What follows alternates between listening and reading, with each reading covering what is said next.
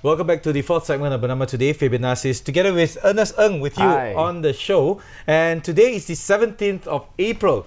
Now, Ernest Ng, if you do not know him yet, he is a blogger.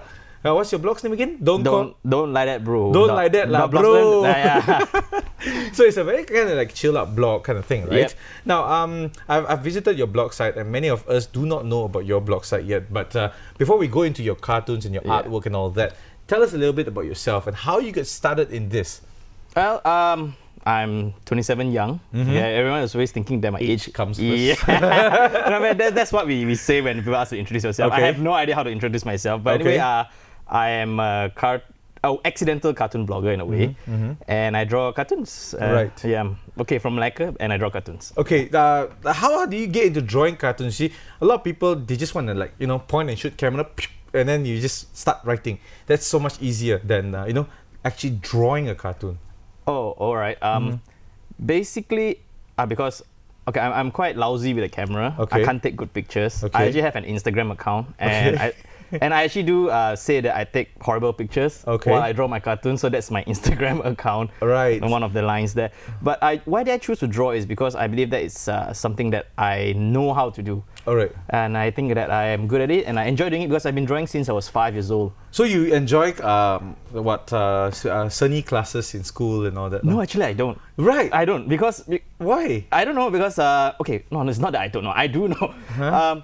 When you draw cartoons, I mean when you draw in the pendidikan seni when you're in the primary school, they grade it.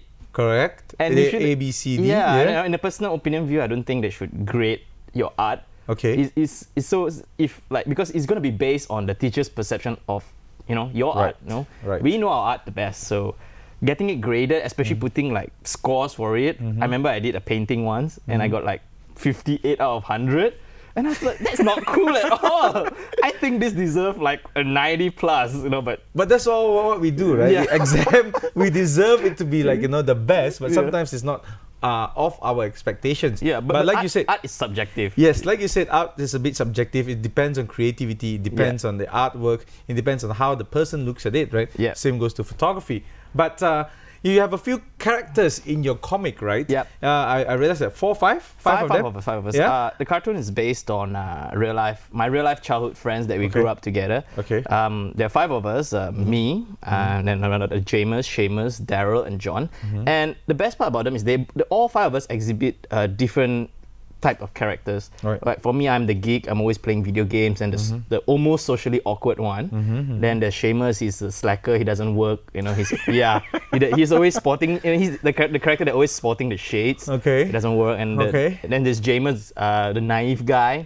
He's the youngest, and he's always learning something new from the elder ones. Okay. And getting corrupted a bit by bit. So James and Seamus are brothers? Yeah, they're brothers. They're real life brothers. They're brothers in real life. Okay. And then there's John. He's like the buff guy. Okay. But he's kind of the simpleton, and we always take advantage of him. He's like the silly guy. Right. And then there's Daryl, the most popular character in the series.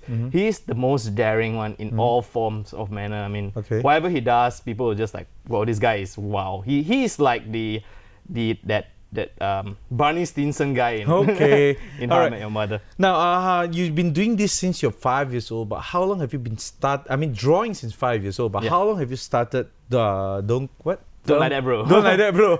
Simple. Yes, how long have you started Don't Like That, Bro? I started in the end of 2010.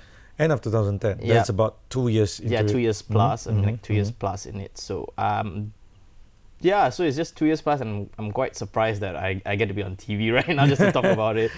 So, how has these 2 years been for you? I mean, in general, how's people's response to this? You have your viewers, I'm sure, your readers and all that. How's people's response to this? It's been great. I was quite surprised because when I started off, I didn't really have that much expectations on my artwork, because it's just basically that all my comics, about 95% of what I draw in the comics happen in real life. So I was just like thinking, I want to draw out like the adventures that I have with my bros. Right. So we have some of the visuals. I think the studio can play the visuals of some of your comics that we have. Now, being a blogger, different from the rest, how you set yourself away from conventional blogging? Conventional blogging, like you said earlier, that we take pictures and we we take pictures and we write about it. But what I do is I draw about it. So basically, how different I am is I can make anything happen. Right. Yeah. So like this sponsored ad that you have, this cartoon you draw for Petronas. Yeah. Right. This is about the F1. Am I right? Yeah, the F1 where Lewis Hamilton and Nico Rosberg came down, and they actually were filling petrol at the Petronas station for the Katmastra members. All right. Yeah. Okay. So. Well, that's quite interesting, right? Now, being a blogger from away from conventional and all that, we let's just go back to a little bit. I realized that not all are cartoony. Some are of real pictures. It's like Pink Panther. You know, a bit of cartoon, a bit of real life. I mean, where did that come from? Thing is, because now it's not animated yet, it's still still. Yeah. Would there be anything animated in the future or something like that? Currently, there are already animated ones already, but I haven't like really pushed them out there. But you actually can find them on YouTube. Oh. It's just youtube.com/don't like that bro. Don't like that. Yeah. Right. Some of your posts are sponsored, which means that they are paid. Like, we're just wondering, right? Can a blogger pay for his bills? You know, just by doing full-time blogging, just out of curiosity, because there are more and more bloggers coming out there each and every day, right? So can they pay the bills, roughly? Actually, they do. They can. They can, right? They can. It's something that I've... Well, your opinion. How about your opinion? How much, roughly can they, get in and all that? I mean, just give a roundup, a very wide roundup. What do you mean, like how much they make a month?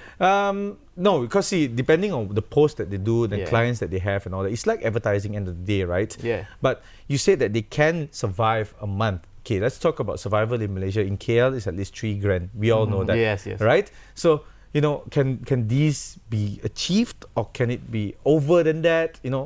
Give us a range. It depends on your level of the amount of readers that you have and your demand. How much the clients want you to bring their brand up.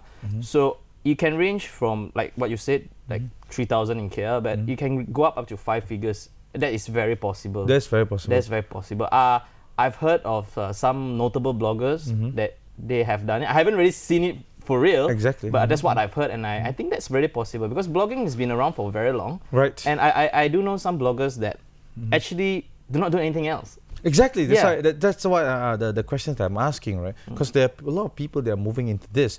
Yeah. So, how do you promote your blog? How do you get it out there? How do you make people read about you or make things interesting?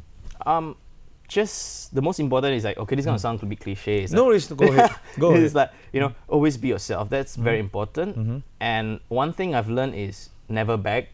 Beg? Don't beg. Okay. Don't beg people to read your blog. Okay. It sounds desperate, and I don't know.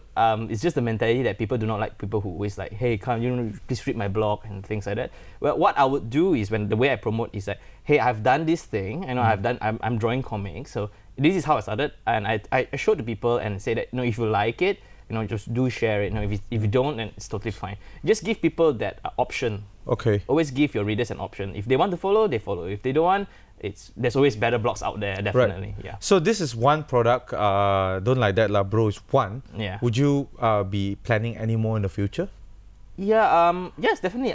If there's like if this series Don't Like That Bro becomes like it can stand on its own, and it's popular enough, then why not? Maybe I will start another series. Right. Just before we go, our last question: where do you see yourself 2 years from now?